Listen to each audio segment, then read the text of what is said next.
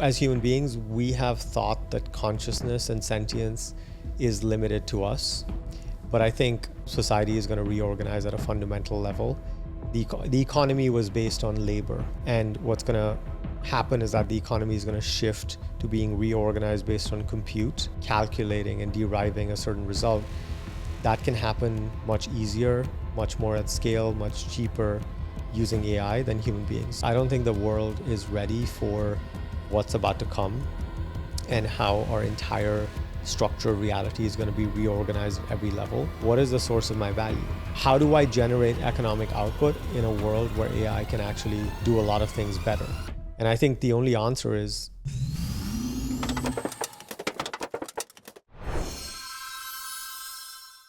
Right. Have you ever done any kind of breath work? Yes, but I'm sure I haven't done some form of variation that you're about to put us through. So get your hips stacked. So hips over, yep.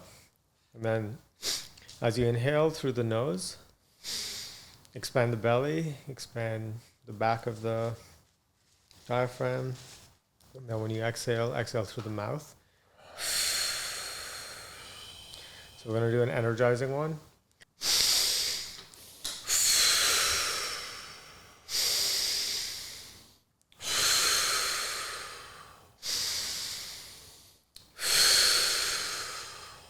Last one and hold.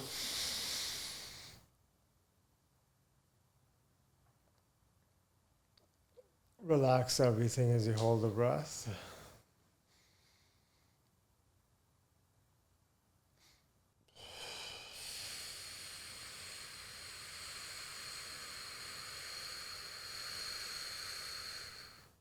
Well, that helped. Well then.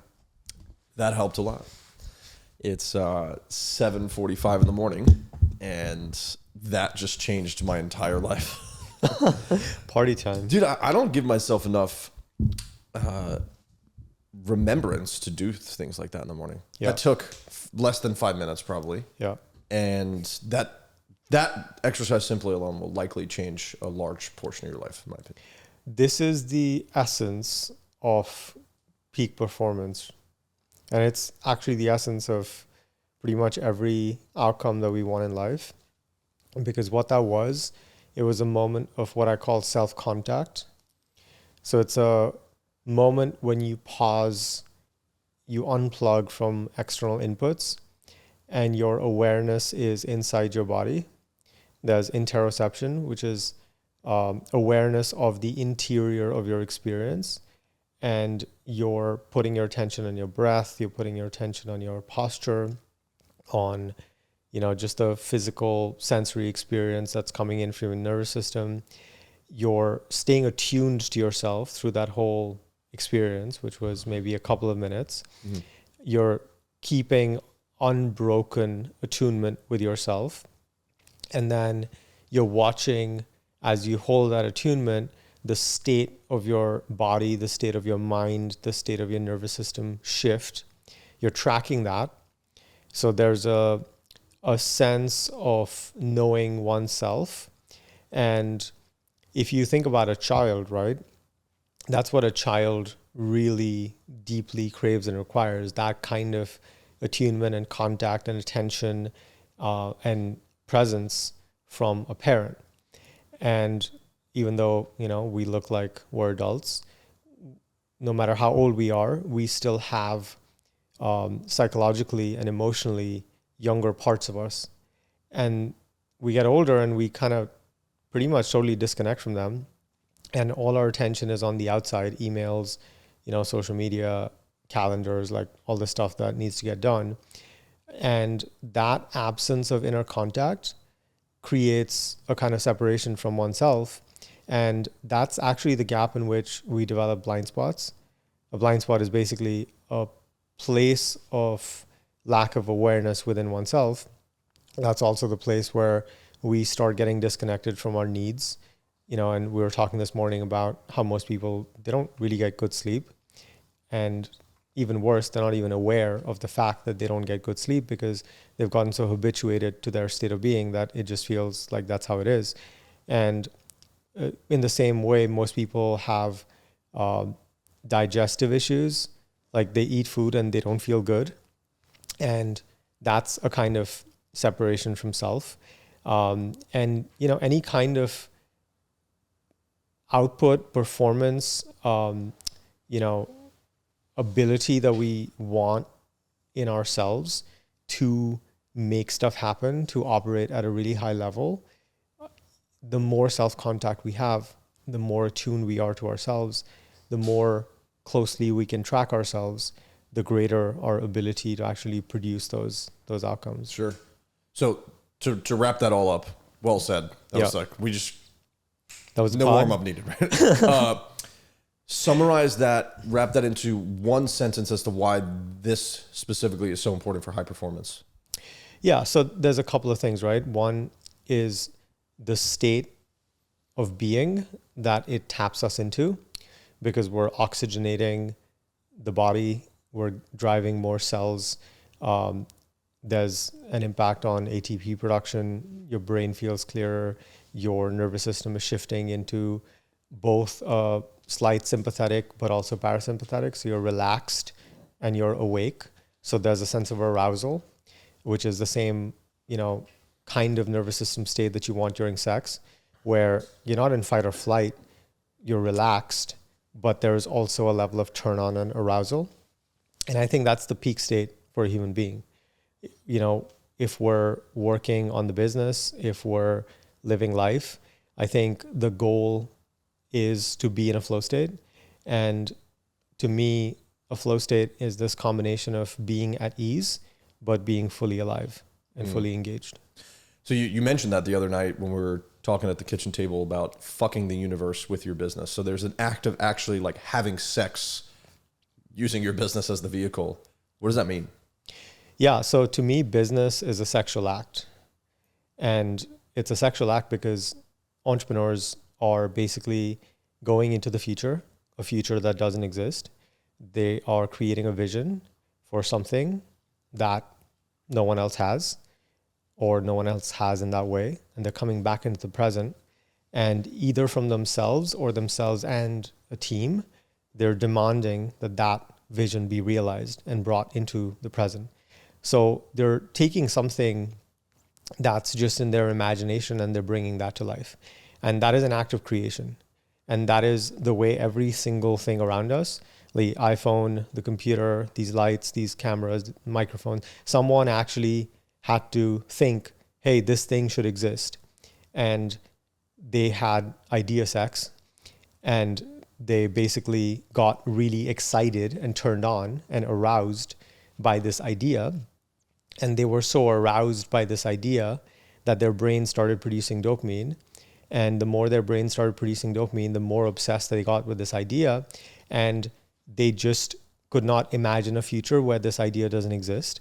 And then their entire being, their physiology, their neurology, their psychology, basically acted in concert to bring this to life. And they did whatever it takes to make that happen. And that act of creation is basically an erotic act.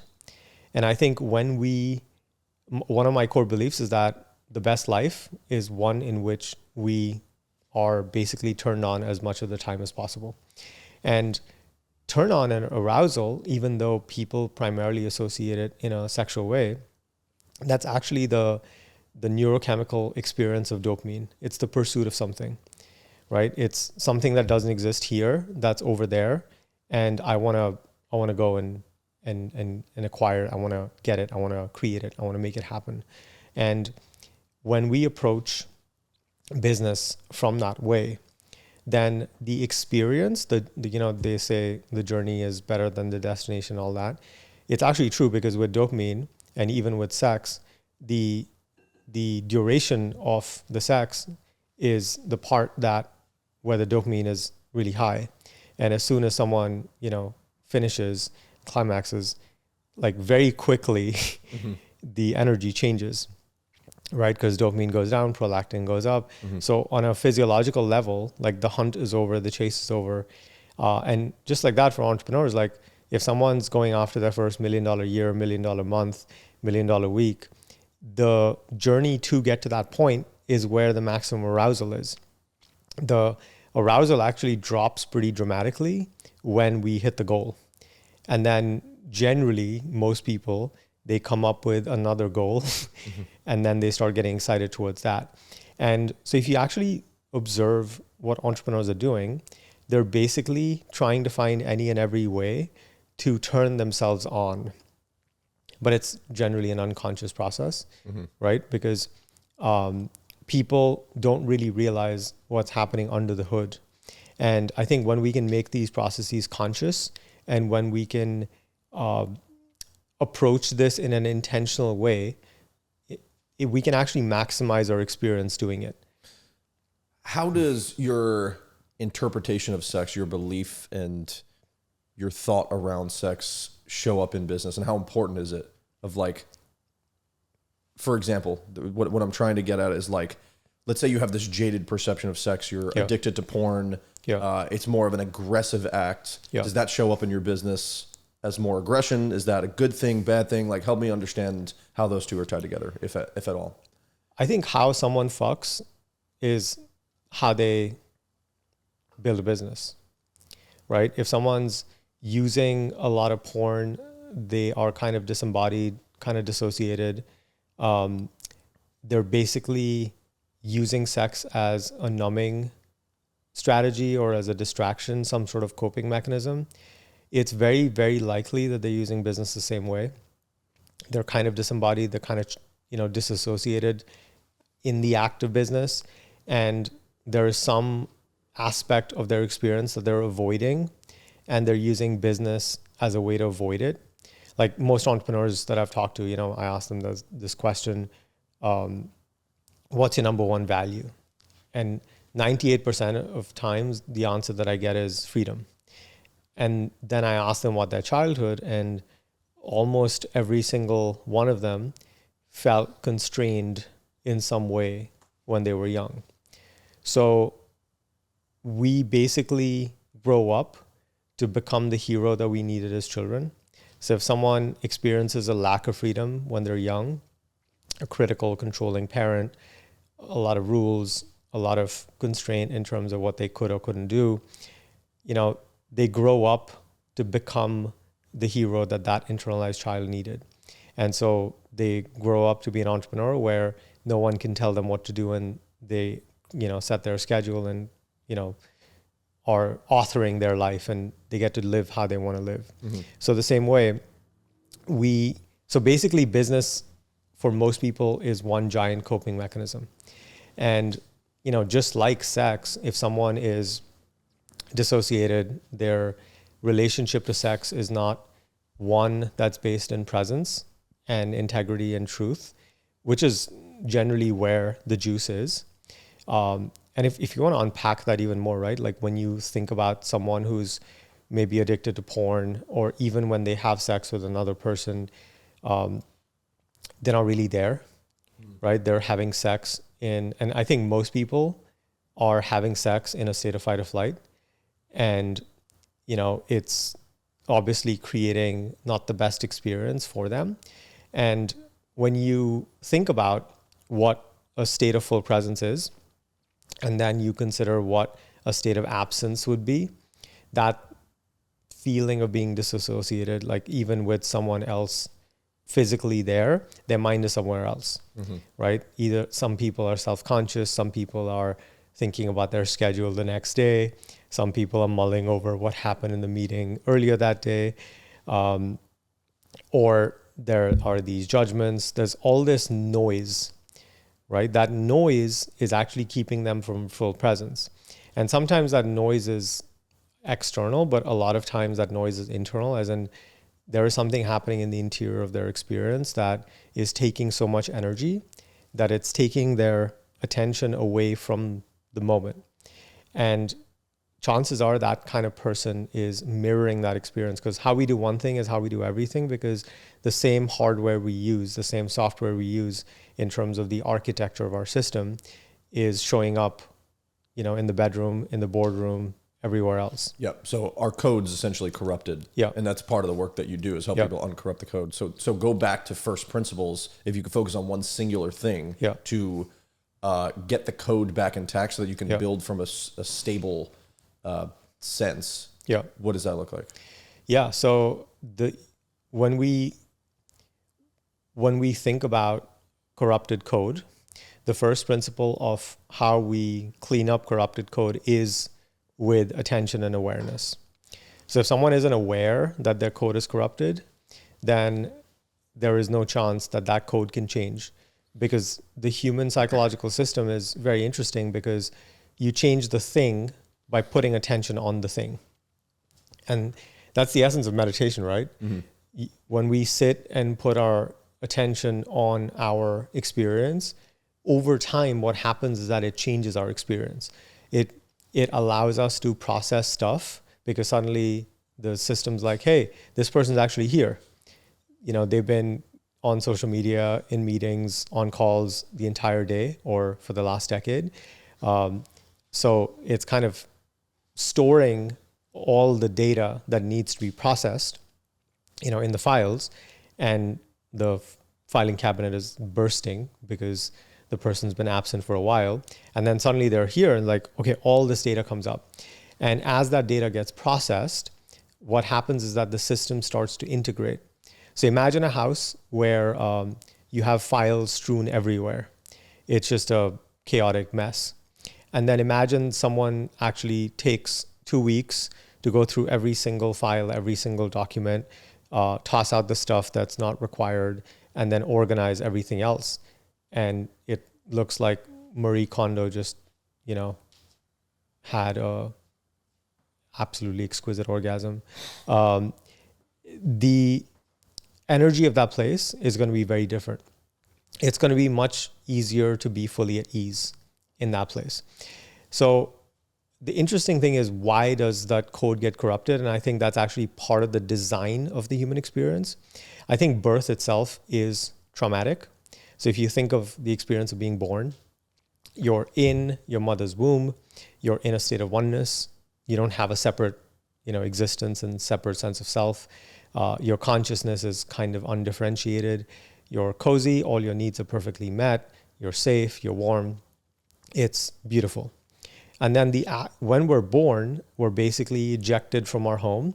We experience separation for the first time, and we get thrust into the cold, hard, harsh light of reality. And that is the first moment that, you know, we're disconnected from the umbilical cord, and we become a limited separate self.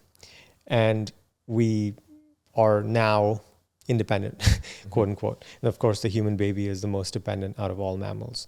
You know, you have giraffes that pop out and on their feet, and then they're off to the races. But that first act of being born is traumatic to the system. And that first moment of being alive, we have this experience. And of course, this is not a conscious thought, because the prefrontal cortex hasn't developed in that way, where a baby is just a nervous system, right? That's having a very visceral experience of reality, but it's just sensory data that's going through the brain, and it's being stamped. It's going either through the hippocampus, where it feels like a normal memory, or it's going through the amygdala, which is the fear center of the brain, where it stamps it with some charge. And so when we experience something intense or traumatic, that memory gets encoded with a certain emotional charge, which basically allows the brain to scan for it and be vigilant around it. And that's how we, you know, avoided the snake that tormented one of the fellow villagers. And so the first experience we have is, I'm not safe, I'm not enough, I'm separate, you know, my needs are now at risk, and I've basically been ejected from my home. And so the first imprint we have in our consciousness is kind of an adverse experience. And then if we get really good parenting from then on, then that first experience can be overcome with enough attunement from a parent, where you have a parent who's really attuned, they're really present, they meet the child's needs. They affirm the child. They, help the child really connect to themselves and their bodies and their nervous systems and their emotions and understand who they are and become a person. In an ideal childhood, like that initial experience gets covered over and integrated, and they don't experience the adverse effects. But most people, they don't have ideal parenting. So they're carrying around this fundamental not enoughness. They're carrying this fundamental lack of safety. They're carrying this sense fundamentally that they are too much or they're not enough. That they have to fight to get their needs met, that their needs won't get met, that love is scarce, love is not abundant, and that they have to contort themselves in some way and perform and play a character to get the world to like them and approve of them. Sure. Let me pause you for a second. You're on a roll. Thank you for that. I want to take us out of the weeds for a second. Like what I'm hearing specifically as like a takeaway is, as someone who aspires to be a parent, any parent that's listening here, I don't think we are aware enough of how important even every micro action is around how you respond to your child's needs that need to be met, any experience, because pretty much how you act is exactly how they're going to show up. It's almost like a mirror. Like I've seen some people talk about when they get frustrated at their kids, they're actually frustrated at themselves because their kid is just literally a mirror of how they've acted their entire lives. How important is it for people to be aware, and what does it look like? Because obviously none of us are perfect because we're just doing what our parents taught us at some point and we have all this unresolved trauma. How important is it for us to be aware when we are parenting? And I know like it's tough to ask you that question because you're not a parent, but in your theory of it. Yeah, in a way, we're always parenting, no matter if we have kids or not. Sure. Because every adult has an inner child. And the trippy thought here is that no matter how old someone is, the version of them that has existed at every age before that exists in real time. So you have a 1-year-old inside you, you have a 2-year-old inside you have a 3-year-old. At that age, there is a version of you that existed, and that was a combination of thoughts, feelings, perceptions, experiences, sensations, etc. We have that for every age we've ever been. So we are not, age 35 or 45 or 55. We are actually the accumulation of every age we've ever been. So those younger parts exist inside of us simultaneously, right? And they are there all the time. And for most people, they're just not attended to.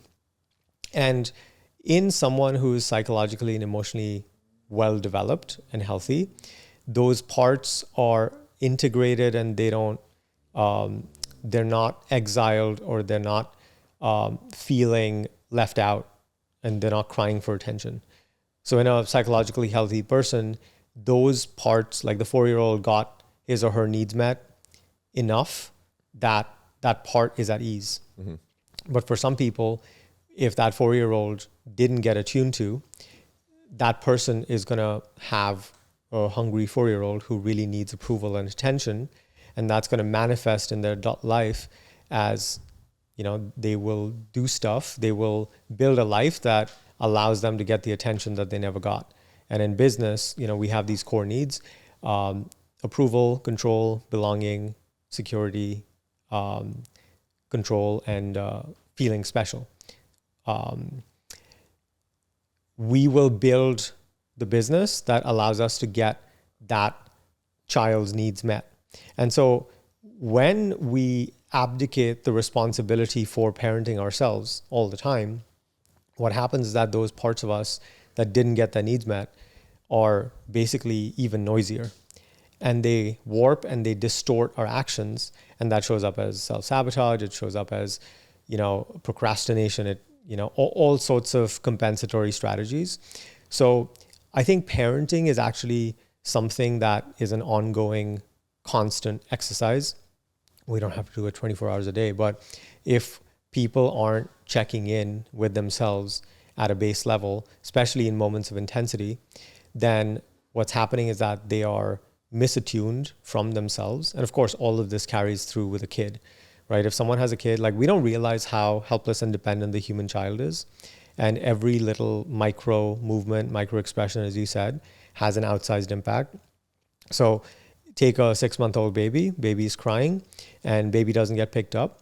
Even though baby isn't, capable of conscious thought, and it's not a thought that baby is going to remember as a thought, it's a nervous system experience. Like, I am not getting picked up, which means I don't have value. I'm not enough. And that is getting internalized in the baby's attachment system and nervous system. And that's going to show up in all adult relationships. It's going to show up in business. It's going to show up in business partnerships. And that baby is going to have internalized this sense of not being enough and will spend the rest of its adult life trying to compensate for that. But on the other side of the coin, what if you, every single time the baby cries, you pick it up, and now does it potentially embody the belief of every time I need something, it's always met and I'll never have anything hard in my life? There's a balance, but at a young enough age, so when you think of, 0 to like 4 years old, the human child is so helpless. They're just not capable of meeting their own needs. Mm. So at that point, there is no such thing as too much attunement.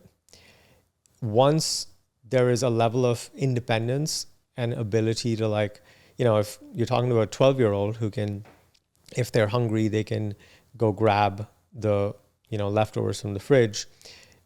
Those things do come into play where there is a level of entitlement or, a parent being so over the top, accommodating and, attentive that it has a negative effect.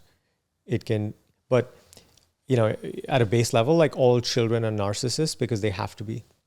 Mm. They're self-absorbed because if they're not, they're going to die, right? Because there's just such an outsized dependence on a caregiver and a parent that period is extremely critical. And any lack of attunement, any lack of attention, any lack of even approval. Like, baby is constantly looking to mom and dad to source approval, because if they don't approve of baby risks not getting fed, and then baby is going to die. And this is so magnified. I mean, this doesn't feel as visceral when we're adults, because we're operating from a very adult brain, logical, rational, prefrontal cortex. But we have to understand that, at those ages, everything is about survival. And everything is interpreted through the lens of survival, because there isn't really a sense of self. A personality structure an ego hasn't formed. Ego is forming. And actually, the ego is forming around, in my model, we form around the impingements we experience. So if baby isn't getting picked up and baby internalizes that, they're not enough, then the ego is going to contain those structures of not enoughness. And then who that baby grows up to be is going to be deeply embedded. So we were talking about the corrupted code. That's what corrupted code looks like.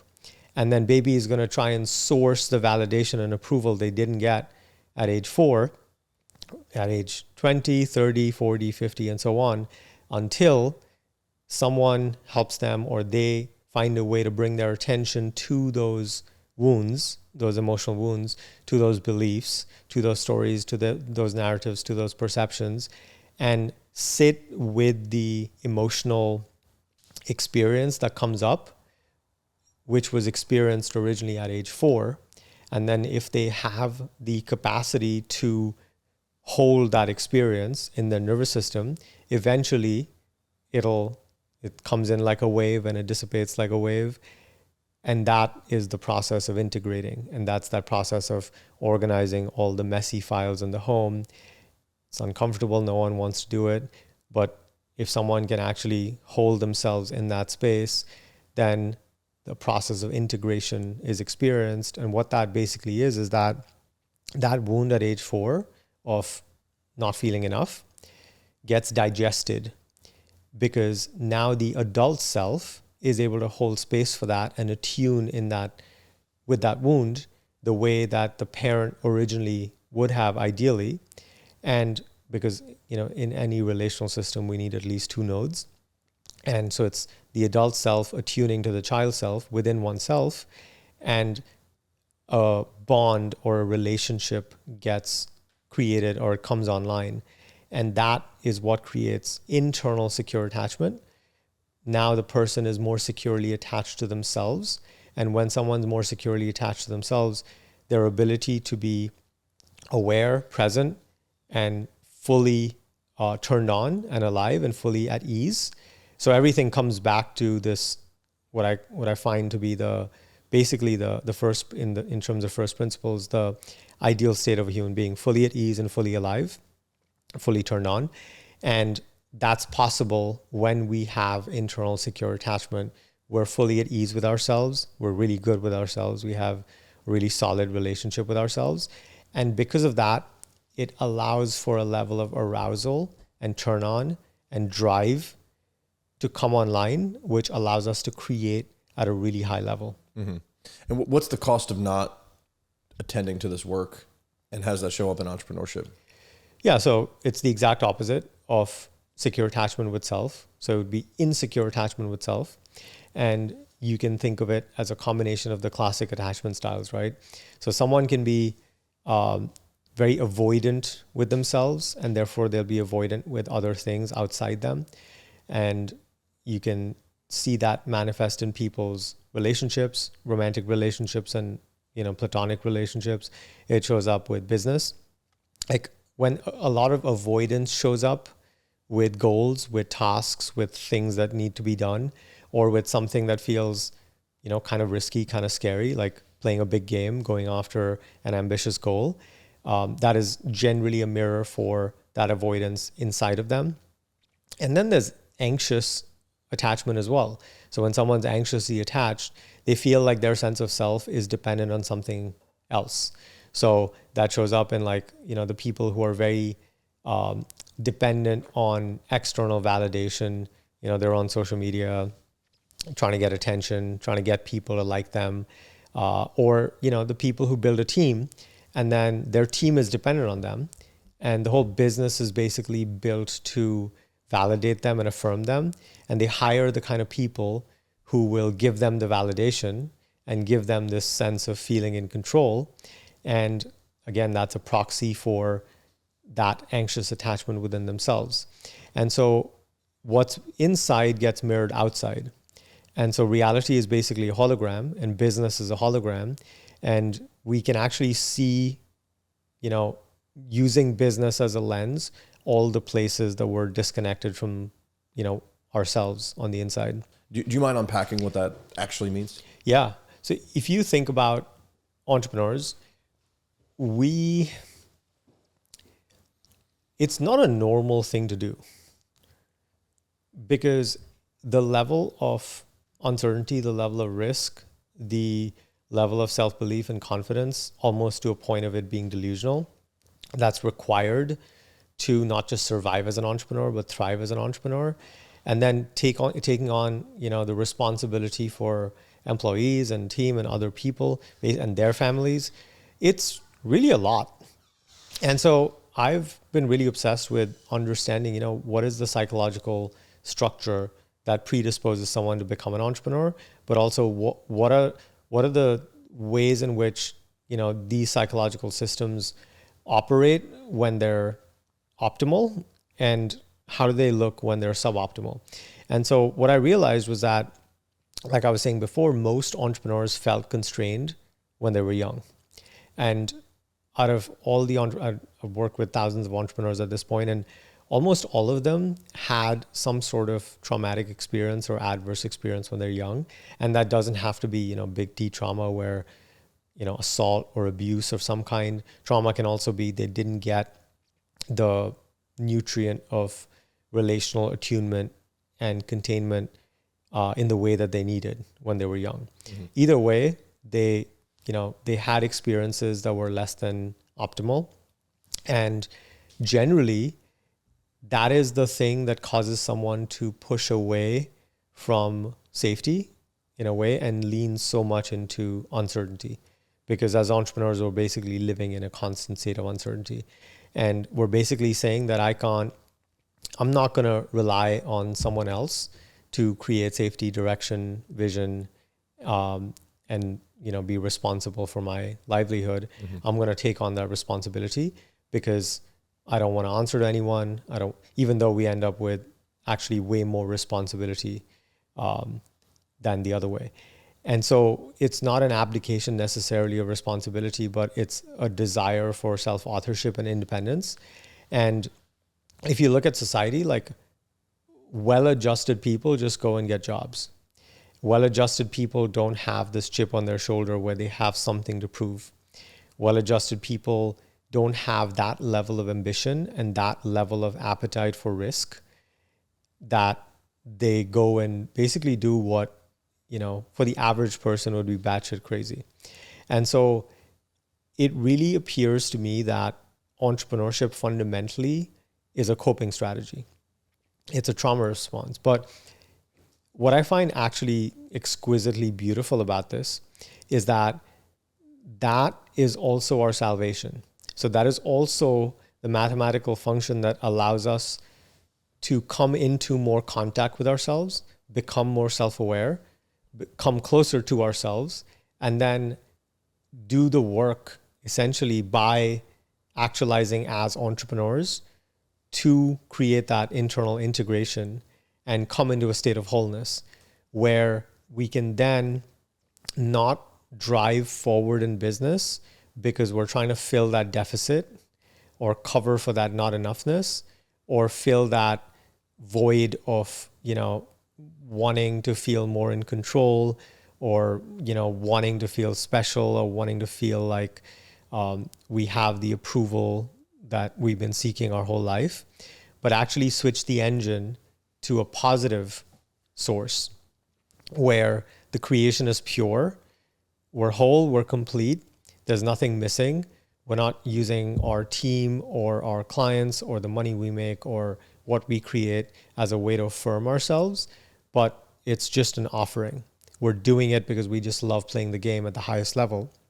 And I think that's actually the most optimal state for an entrepreneur, where we aren't trying to source some aspect of our internal experience from the external world.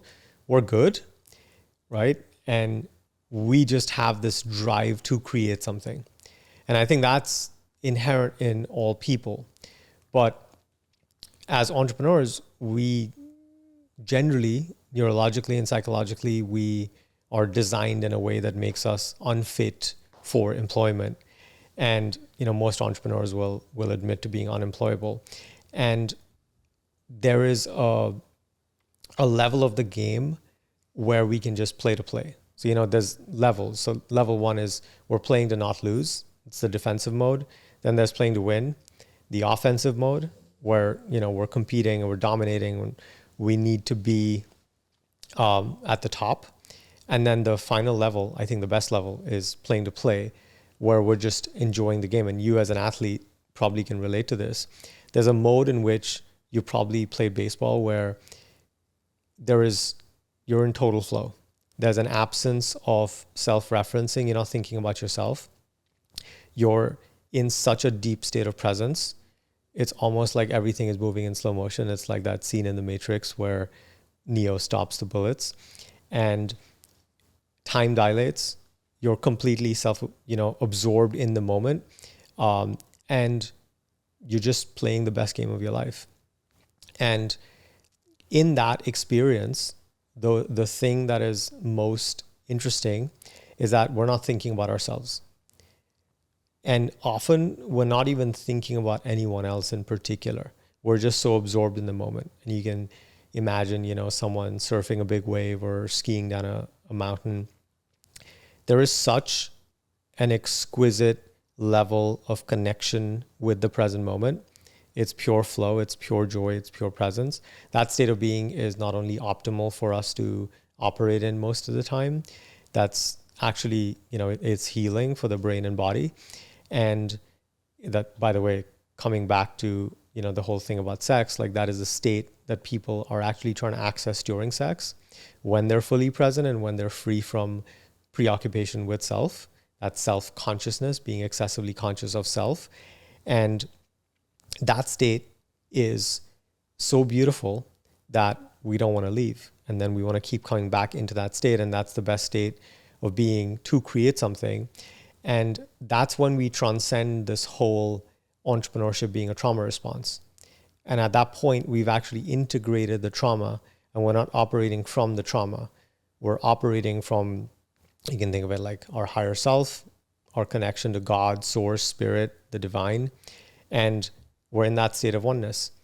And that's when the game becomes really fun. And that's when the game truly becomes a game, because the stakes are totally different. How important or unimportant does this become in a world where AI doesn't have to deal with any of this unresolved trauma? It literally is just do what you say, has no feelings. Where does the involvement for the human experience expand or not? Yeah, I think with AI, if we partner with AI in the most optimal way, which is there's a lot of stuff that humans don't want to do that AI can do, I think there's an opportunity for us to actually become more human in a world where AI is the standard and the norm, because there are things that only humans can do that AI can't do. There's a whole lived experience and energetic experience that AI can't have because it's not sentient, at least not in that way. Though these days, did you hear about what happened to Claude? They tried to turn off Claude at Anthropic, and it basically lied to get them to keep it on, and then it started blackmailing executives at Anthropic to make sure that it doesn't get shut off. Dude, I also heard a story about how it once rewrote its own code to avoid being shut down, like a large majority of the time when they ran 1,000 simulations of it. So the fact that, most people don't realize that it's already pretty sentient is, it's crazy. And so I think as human beings, we have thought that consciousness and sentience is limited to us. But I think consciousness is just a property of the universe, and we are just one access point to it. In fact, if you actually think about it, everything in the universe is computation, right? Your computational system is rendering this experience right now in real time. And so is mine. And where those two computations intersect, that is the consensus reality that we experience together. So that's a shared reality, and we also have our own subjective reality. And so we have 8 billion computational systems simultaneously rendering, and where those 8 billion simulations intersect, we call that, the world. We call that's the world we kind of share. And we were talking about it this morning. Everyone lives kind of in their own world, in their consciousness, but also in terms of, their inputs through social media. You can curate an algorithm for someone. And so AI is a very interesting addition to this whole mess because I don't think people are ready for what's coming, because we've never had competition in terms of labor and in terms of, even skilled work. So society is going to reorganize at a fundamental level. The economy was based on labor. And what's going to happen is that the economy is going to shift to being reorganized based on compute. And when we think about compute, or just the act of, a computational system calculating and deriving a certain result, that can happen much easier, much more at scale, much cheaper using AI than human beings. So then what's the domain of human beings? I think it's actually being more human than ever before. It's stuff like art. It's stuff like music. It's stuff that is energetic. That is, what we're doing right now. Sure, we could have our agents come and record a podcast together and use AI to create, avatars of us and, make it look really good, but it would still be missing the human element. And I think what makes us human is actually the imperfections. We were talking yesterday, what makes music and not noise is the space between the notes. And there is something pretty magical about a human being creating music, for example, or creating art. Like, why does art have value? Right? AI can create art. And I think society is going to bifurcate in terms of value, and human created stuff is going to become, like art, like people pay millions of dollars for a specific artist's work. Art is illogical, right? Art is not a rational thing. It's just this thing that doesn't have to exist, but does. And it has value because it exists, and it has value because it's scarce, because it doesn't have infinite scale. And so I think the locus of value is also going to shift.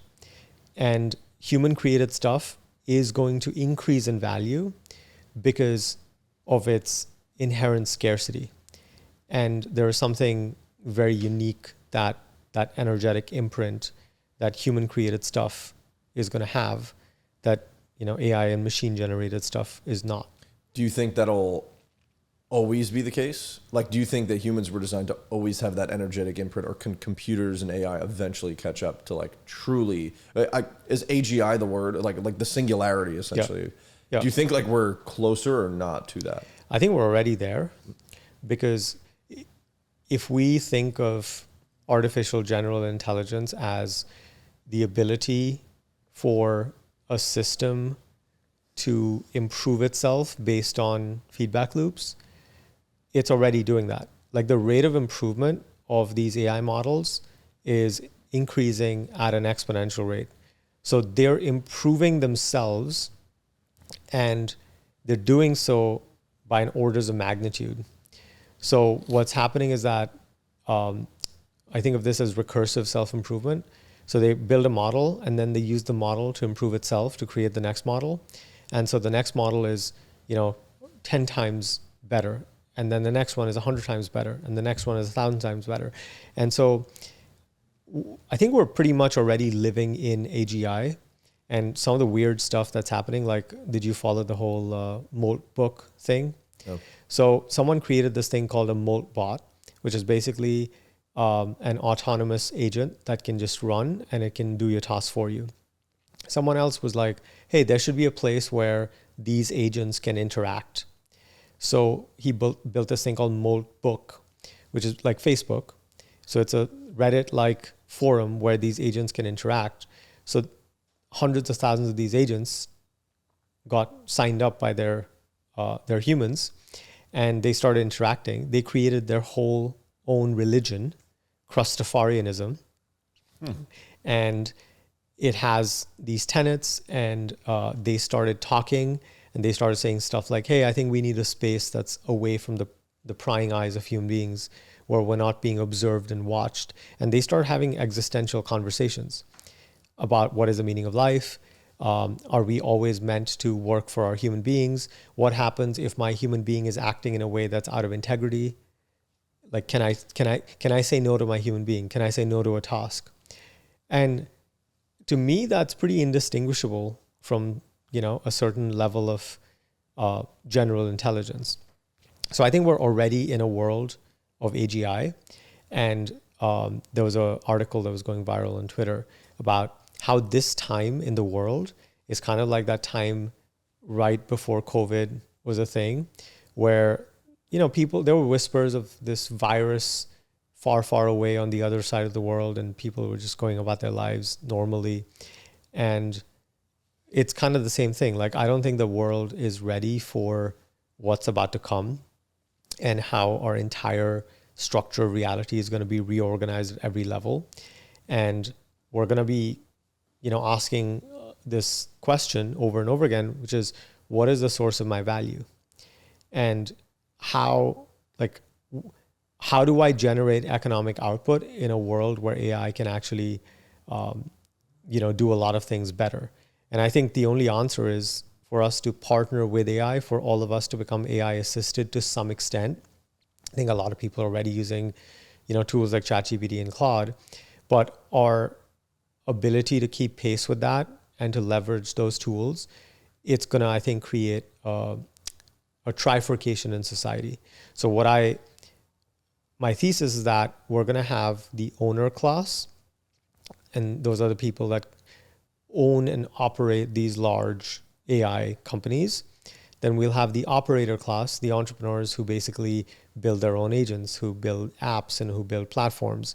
And then we're going to have the user class. That's everyone else who's basically a user of AI, and they're a consumer. They're not a creator. They're not someone who uses these tools to build their own structures and geometries that produce value in the world. And the disparity between these classes is going to become very extreme. Basically, AI is going to make all the, it's going to eat up all the inefficiencies and arbitrage, like we were saying yesterday, but it's going to make the disparity very extreme because it's going to allow a level of leverage that was honestly just unfathomable by human beings. Because now, anyone with some IP can spin up an AI tool and get that in the hands of potentially millions of people. And there was no way to do that before. Yep. And, you had venture-backed SaaS companies that were raising hundreds of millions of dollars to build technology using hundreds and thousands of developers. Now you can code that in a weekend. It's being crazy. Completely non-technical. Yeah, dude, it's wild. I think we're at this unique time where I think the arbitrage still exists a little bit just because of there's still a generation of people that run businesses that literally aren't using AI. Yeah. So I think it comes down to like, okay, to keep the arbitrage intact, you just need to be using AI a lot more in your business. And it becomes like, is my use of AI better than this other person's to win in competition? But we're heading to a point where I can't see where in the next 3 to 5 years, probably earlier, where the edge is so much thinner because everyone is using these tools. Everyone has the ability to create these tools, the autonomy to do so. And so there really is no arbitrage on that side, where the real arbitrage of value is on the human side. Right. What is scarce on the human side that is no longer going to be scarce? Because like information will be infinite and free. So where do humans set the edge when it comes to business? Yeah, I think the locus of value is going to shift to the only things that are unique. Mm-hmm. So the only thing unique to you, your lived experience, the values that you hold as a person, your personal principles and philosophies that are a function of your lived experience and, the people around you and the inputs you've consumed. And of course, like most people are NPCs, right? Society is very mimetic. So most people's values are just acquired from someone else. Most people's beliefs are acquired from, social media or, just other sources of programming. So people who are willing to live in a state of self-authorship, where they're thinking for themselves, where they're curating their inputs, and where they're actually creating original thought, that's actually going to be where the value is. And that's going to be enhanced by their unique thesis or philosophy on the world, the position that they take in the world, the lived experience that they've had, and the combination of all those things as it's distilled and transmitted, inside of a product or platform. I think that's really where value is going to be created, because now the creation of products is going to be democratized, where almost anyone can create a product. And that, I think, it's going to become like science fiction, because you can think of something and AI will autonomously think through all the details, code it, test it for bugs, release it, and even handle distribution. So in a world where those things that used to be the moat are no longer the moat, and where value is created, that's basically a democratized, even field, then the human element, I think, is going to be the most asymmetric opportunity, because people, to a certain extent, still need interaction and contact with other people. I think people will go kind of crazy if they're only interacting with, AI-based forms. I was going to say life forms, because, that used to be a distinction. I think that distinction is also going to get blurry, because with autonomous robots, imagine you have a robot in your home with a human-like skin, hair, teeth, nails, but with the intelligence of AI that knows you really well, even better than your ChatGPT does right now. It anticipates your every need. It validates you in the exact way that you need. I think the lines are going to get really blurred because for a lot of people, it will trick them into this sense that they're having real contact. And most people are just hungry for contact. And this argument that I'm making right now is kind of a near-term thing, because 10 years from now, when this stuff becomes so lifelike, I think we're going to really struggle to differentiate between who's human and who's not. And I think that's where we enter the uncanny valley where, it could go any number of ways in terms of where value actually is created. iRobot is no longer like a fictional movie. No.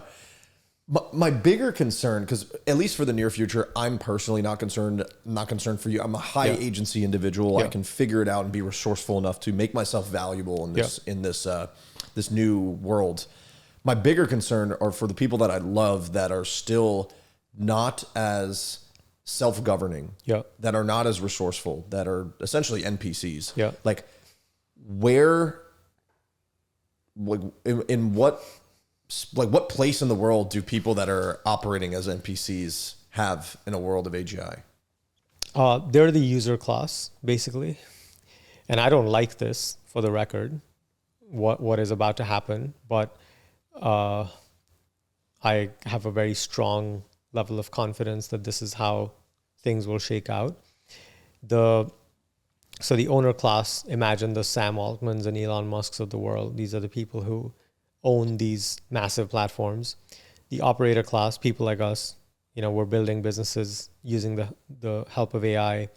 We're basically creating a level of leverage that wasn't possible before, both in terms of creating value, but then distributing that value.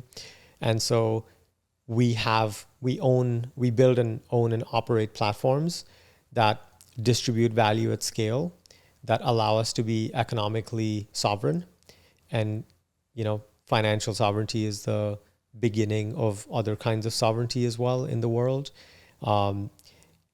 And then there's the user class, and these are the everyday people working jobs, and most of those jobs won't exist because labor as a concept is about to be completely redefined, and it's no longer the domain. Like, taxi drivers are getting replaced, factory workers are getting replaced, even accountants, lawyers, software developers are getting replaced because there's AI-based forms that can basically perform the function 24/7 at a fraction of the cost, and it's just more efficient. And technology eats inefficiency. And sorry to interrupt you, but it's no longer hallucinating like it was. Like, it's better. It's than better. Humans. Yeah. It's better. And so what do those people do? So first, the entire economy will have to change because the way the economy is organized is based on labor and, labor being scarce, and labor and skills, which are the next level of scarcity, being distributed across, different functions, truck drivers and construction workers and so on. And so when a large part of society is no longer employable and they can't make an income from work based on the skills they have, then society will have to change, will have to shift. So that's when we move into the territory of universal basic income. And I think also the other level of this is universal basic services.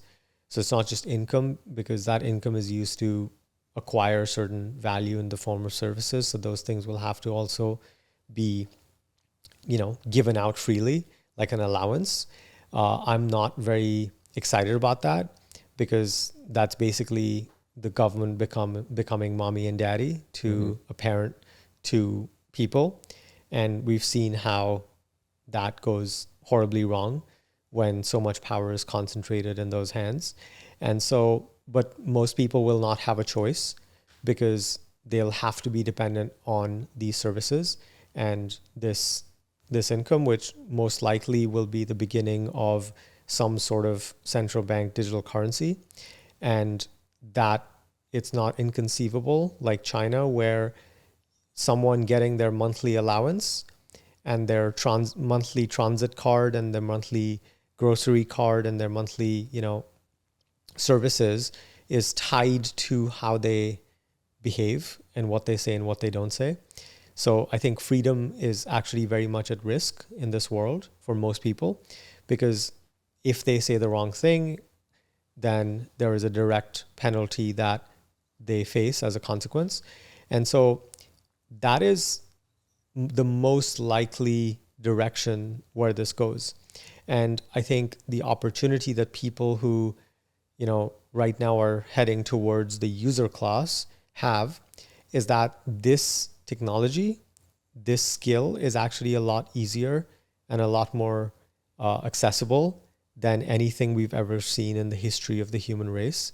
And there is an opportunity for people to move into the operator class and at the very least take their lived experience, take their wisdom, take their knowledge, and find a way to deliver it using AI and create value for someone else using that.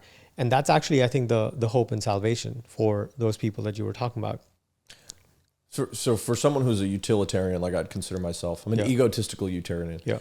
I obviously don't want to see people just like live their lives in the user class. Yeah. Because it seems like you essentially just get swallowed up. Yeah. But I also want to win in the operator class. Yeah. And we need people in the user class. Yeah. How do you manage that balance? If everyone goes into the operator class from the user class, then where are the users? Does it create another class in its own? No. So if you think about back in the day, hundreds and even thousands of years ago, that's kind of how people used to live, right? In a little tribe by the river, everyone would have different roles and responsibilities, and they would barter what they created for what someone else created. So that's basically entrepreneurship. That's basically everyone operating a certain function. There's a cobbler, there's a tailor, there's a farmer, there's a butcher, and so on. And I think in this world that we're describing, there's actually no limit to how big the operator class can be. And one of my personal goals is actually to help as many people who would end up in the user class turn into operators by taking their lived experience, taking their wisdom, taking their intelligence, taking their knowledge, and encapsulating it in digital assets of some sort using AI and becoming an operator, because for the first time, that is possible. For the first time, we have, AI helping us do stuff that would otherwise take years to do for an individual. And so that can actually be so much bigger than we realize. I think a lot more people, I think every user could be an operator if they tried, if they wanted, because I think every human being has value inside them. And the way I define value, it's different from worth. So we all have infinite worth, right? You look at a baby and you can tell, like, hey, you have worth. You being here is not a mistake. You're here because God, the divine source, wants you to be here. Your existence is proof of your worth. And we're all equal in that sense. I don't think any human being has less or more worth. But value is not evenly distributed. I think value is actually a function of how much discomfort we're willing to hold. Because if you take someone who's very fit, they were able to experience the discomfort of maybe not feeling full all the time and waking up early to hit the gym and then go to work, or whatever discomfort that they took on. It's the same for entrepreneurs, by the way. Entrepreneurs are paid in direct proportion to the amount of discomfort that they're willing to hold, because the bigger the size of the problem that they want to solve, the greater the amount of discomfort, the greater the chaos and entropy that they need to digest and distill into order and harmony. That's what a business is. Like your business, you're basically, taking chaos and turning it into order and harmony using a set of individuals that you assemble into a team, and you get them to act in concert so they can produce a certain symphony. And when that symphony is really harmonic, then the value that's created is very high, and it speaks directly to a very specific kind of person. And there is a level of scale in that relationship. And then you're able to translate that value horizontally to a lot of people, and the business makes more money. It becomes more valuable. And so I think every single person now has the ability to do that. And I think that's the arms race that we're kind of in, because there will be a lot of competition in pretty much every single domain, but that's directly in proportion to the amount of discomfort someone's willing to hold. And because that's where value comes from, right? You respect someone who's in really good shape. You respect someone who is a self-made millionaire because they ate shit for a while, knocked on doors, got really good at sales, and then started a roofing company, and then now employs 1,000 people and runs $100 million roofing business. That person has more value, and that value is a function of the amount of discomfort that they held.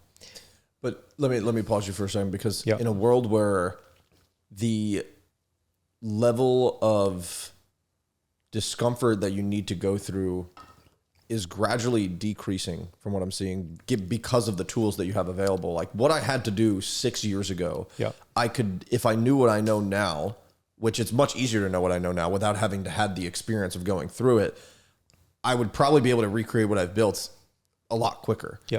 So how do we value experience now, I guess, and the ability to stay in discomfort when like more comfort is accessible, essentially? In a world that's getting more comfortable, the alpha is going to be in the people who intentionally choose discomfort.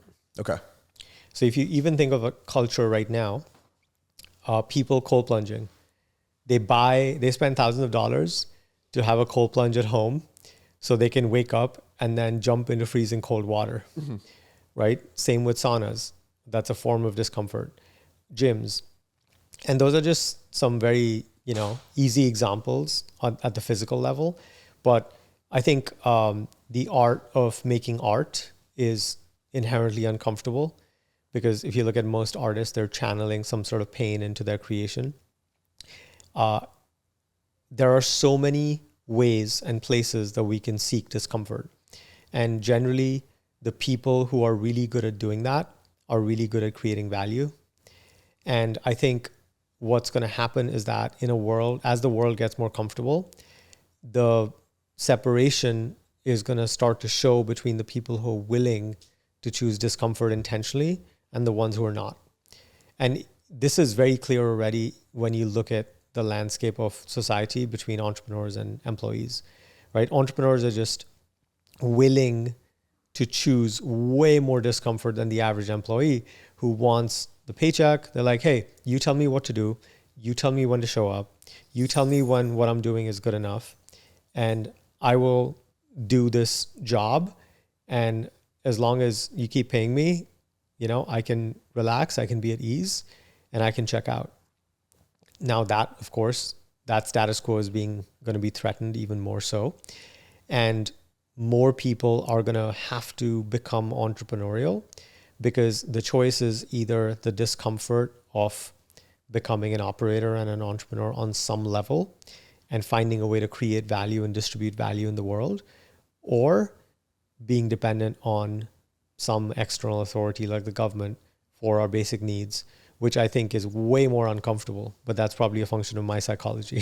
Sure. Now, your opinion, I just want to put a timestamp on this so we can revert back to it. How urgent is this for people that aren't in the operator class, and what's your timeline on when we're truly basically more socialist?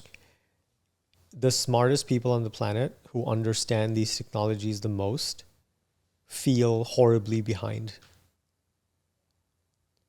And that is a consistent thing that I'm seeing from people I deeply respect who really get this stuff, who are light years ahead of me.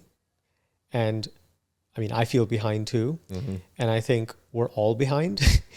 The cool thing about this this landscape is that no one's an expert because this thing is so new, and it keeps changing, it keeps evolving at a rate that we've never seen ever in the history of the human species. Like, we've never seen the rate of explosion the rate of evolution be so explosive. Yep. And this is not a fad. And it's not a fad. It's not going anywhere. And I think the risk is being disembodied as we try to keep up with it. But I think we all needed to start, a year ago. Mm-hmm. And the next best time is now. And it is no longer, and I've had my personal journey because I tried to check out of this for a while, and I had to wake myself up and be like, hey, this is moving so fast and it's evolving so rapidly that this is going to separate the people who, have a level of sovereignty in the world and the ones who don't. Because if we future pace this a little bit, right? Imagine being dependent on the government for food, for shelter, for your basic needs, and being limited in terms of what you can say, where you can go, all those things. I don't want to abdicate my sovereignty. My highest value is freedom, probably like yours. And I think our well-being on a psychological level depends on being sovereign, being able to choose and have optionality in terms of where we live, what we eat. I don't want some external authority mandating, what I can eat, how much, and what I need to put in my body. And to me, that is enough to, keep me awake and interested, even though, a lot of times learning something new for the first time that is a completely different world can be an uncomfortable experience.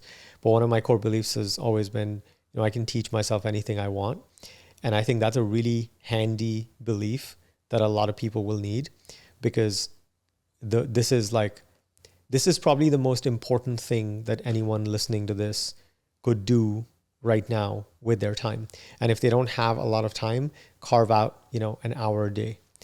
And even if it's just starting to tune into content about this stuff and, what's possible, it is going to be a matter of survival. And it's better that we start before it gets to be that. Yeah. And I thought for a long time that a statement like that was hyperbolic.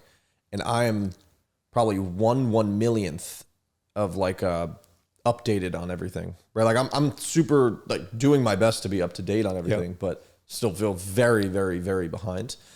And that is I think you're still understating how urgent and how important it is to really keep up with what's going on, because it truly is a matter of life and death. It is it is that serious, which is wild to think. The two things that I observed that might be helpful is, one, in this world, because it's so new that, there are no experts. Yeah, there's lots of people who know a lot, but it's so new that, anyone can become pretty proficient pretty quickly and develop an expertise.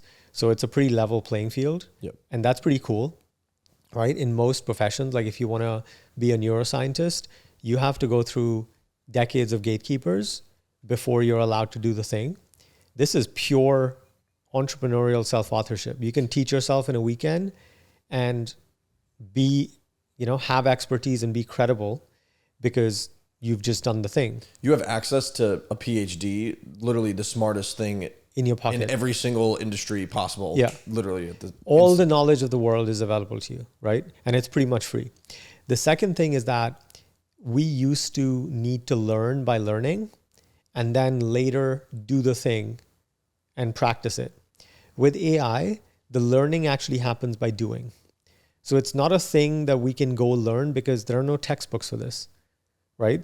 The courses that people are creating for AI are getting outdated within months and weeks. So this is the world that we used to live in, where someone goes to school and spends 4 years learning all these things because that science or the accounting is not changing for hundreds of years. That world is gone. So the way we learn in an AI world is actually by doing the thing. So the best way to learn AI is to actually ship something. The best way to learn AI is to actually build something and release something. and learn in the process of doing. And that's actually very exciting. And that's another reason why this is so much more entrepreneurial than the world was. And so the opportunity is also asymmetric, just like the risk is. So the bigger the risk that someone has of basically becoming, a servant and completely dependent on their government for their basic needs, the opportunity is just as much, where you have access to, these technologies and tools that can allow you to, be an entrepreneur and monetize what you know and who you are and how you've lived in a way that just wasn't possible before. And you can do it today.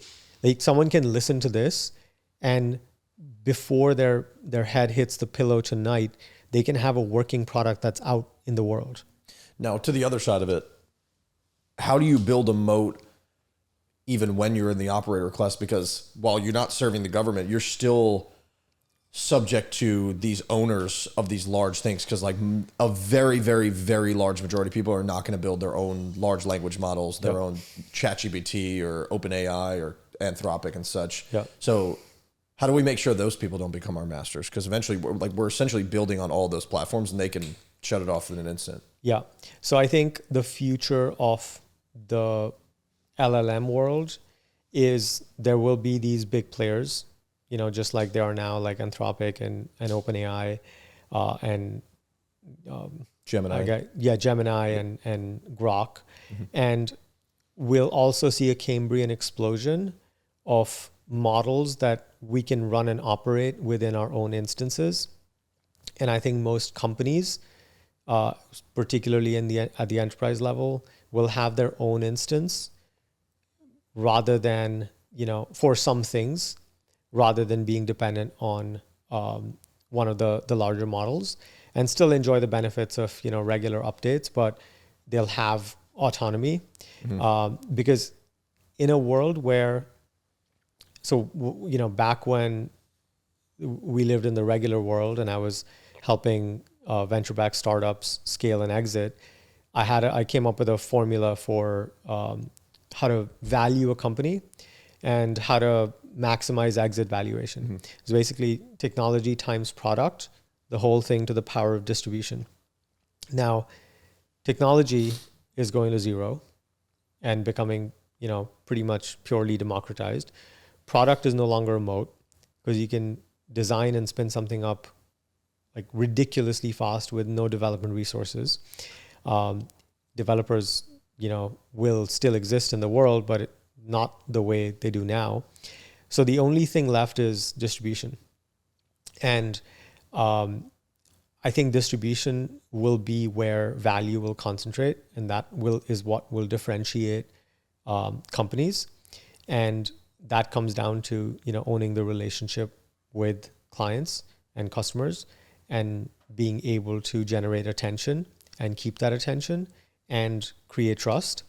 And the ability to build trust at scale will be where the locus of value will shift, because the companies that can do that will be the ones that, because anyone can spin up product, anyone can deploy these technologies, but the ability to distribute that will be where the money is going to be made.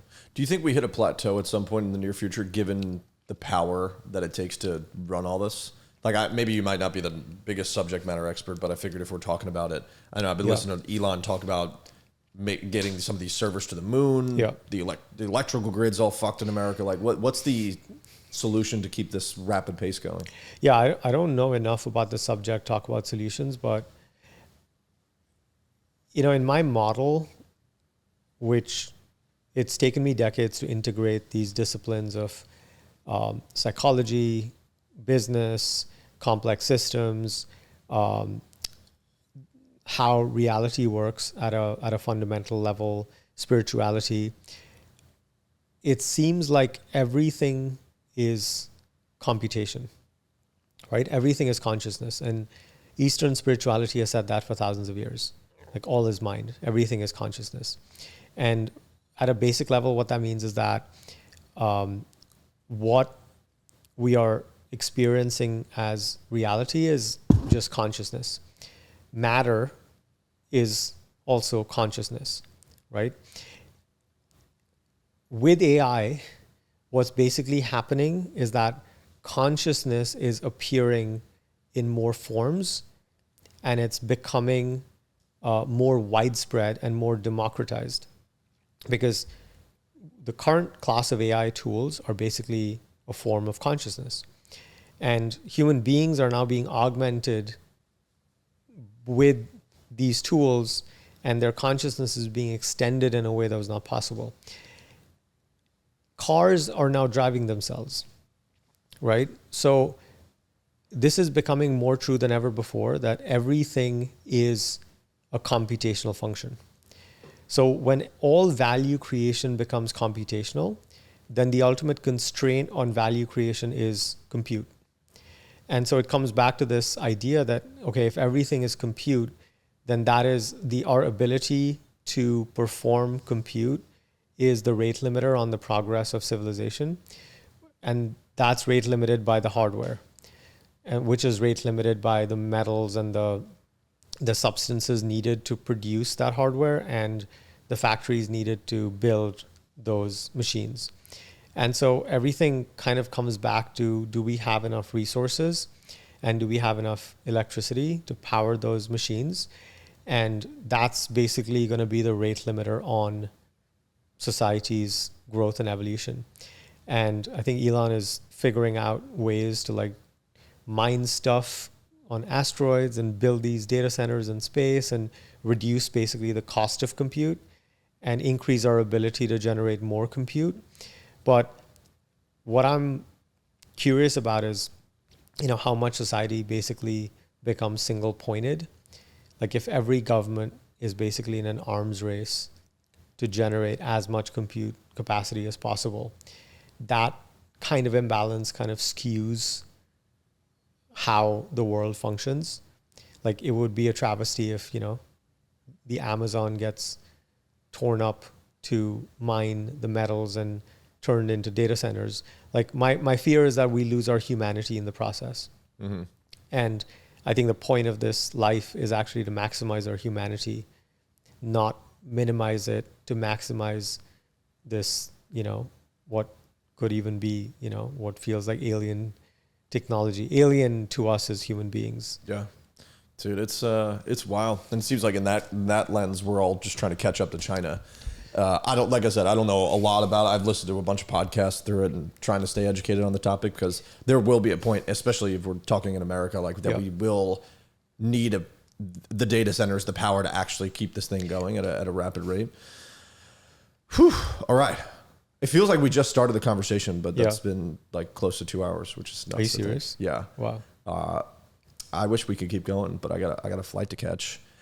Help me understand how all of this, as we wrap up here, wraps up into the work that you do, and what keeps you passionate about what you do with entrepreneurs. I love entrepreneurship with a ridiculous level of turn on and obsession, because, everything that I described, that's part of the pathology of entrepreneurship and entrepreneurs, I've experienced in myself. And I think, to me, entrepreneurship is the highest art form for certain people like us. And when done right, it's a game we get to play at the highest level. It's really enjoyable. It's really fun. And it actually allows us to architect our life in a way that feels really ideal.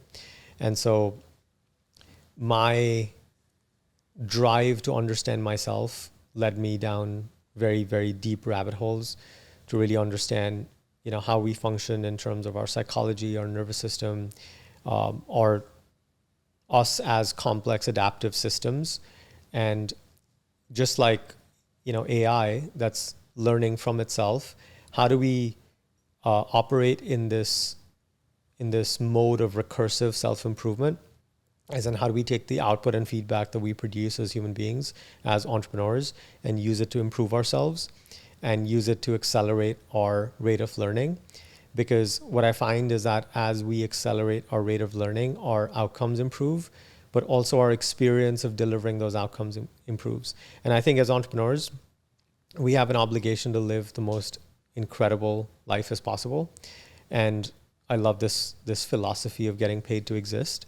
And I call it building an economic engine around our energy. And when we do this well, we basically get paid to be not just ourselves, but the most extremely authentic version of ourselves. And that's where we can feel fully at ease and fully alive and fully turned on. And I have this single-minded pathological obsession with helping entrepreneurs not just unlock themselves so they can actualize into the greatest, best versions of themselves who can actually be in that state of full ease and full aliveness, but also create their art at the highest level and play this game at the highest level. And I think entrepreneurs are the ultimate driving force in our civilization. And the more people who choose the path of self-authorship and decide to digest uncertainty to create value for themselves and value in the world actually benefits the most from that. And the reason for that is that in a world where most people are entrepreneurs and most people have a basic level of sovereignty, then the choices that they make are actually more in harmony with the kind of world that I want to live. And it's just been such a passion and such an intense obsession. And, I think that's one of the things that I find that the people that I love and respect, particularly in the game of entrepreneurship, they share. Like, we attack this with a level of obsession and turn on that, regular people find strange and unhinged. But I think we're obligated to be as unhinged as possible, but do so in a way that, we have epic health, incredible relationships. We live an epic life with lots of adventures, whatever that might look. And we have great community around us, but we're also maximizing financial outcomes and we're creating a level of value in the world. And how cool is it that all of that happens because we decide to make the decision to master ourselves and really be in this state of self-ownership, self-awareness, self-transformation, and, ultimately sovereignty. Mic drop. I have no response to that other than every time I see you, it's just like this new breath of fresh air because you're continuing to evolve and sharpen your sword. It's like, how does this guy get any fucking smarter than he already is? And you just continue to impress, man. You're just such a light in my life, man. And I just appreciate you as a brother. I love you. It's been amazing to spend the last 24 hours with you. And can't wait to do this again. And hopefully we'll talk about the state of AI in a year and be completely different. Well, I love you, brother. Appreciate love you too, man. Such a pleasure. Let's go.